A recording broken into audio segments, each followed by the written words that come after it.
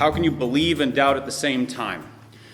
Well, consider Hebrews 11:1 with me. Faith is the assurance of things hoped for and the conviction of things not seen. That also sounds like a contradiction in terms, doesn't it?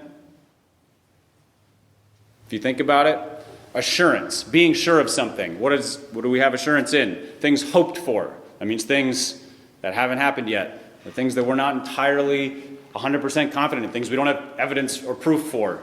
Those kinds of things. And the conviction of things not seen. Conviction is, I'm going to plant my flag here. I'm going to stake my life on this. On what? The unknown. That's the juxtaposition here. And obviously we know that hope for and unseen, there is evidence for this. It is rooted in the words of God. But my point is that those things that seem at odds, belief and doubt, can go hand in hand. Faith goes hand in hand with not knowing and not being sure. If you know and you're sure, you don't have faith. You have proof. To be a Christian requires faith because so much of our resting in God and His Word is beyond our sight and beyond our understanding. So, that means that doubt and faith go hand in hand. Also means doubt can walk us into deeper faith. Because all of that, I don't know, I'm not sure, it's a conduit that can walk us into greater confidence and belief in the Lord. Jesus was available and approached. Jesus corrected and taught and proclaimed, but He didn't condemn. And thirdly, Jesus gave them what they needed to overcome their doubts. This does not mean that Jesus gives us whatever we want. It means that Jesus wants people to believe. So He did cast out the demon. He let Thomas see and touch the scars. He looked Peter in the eye and spoke to him as a companion and a friend. He took the actions that moved people to belief.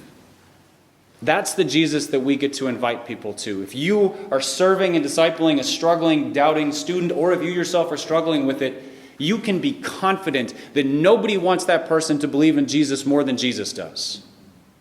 And He will do the things that it takes if they're willing to accept and believe. You never need to lack confidence in bringing somebody to the reality of Jesus, the truth of Jesus, the presence of Jesus for belief.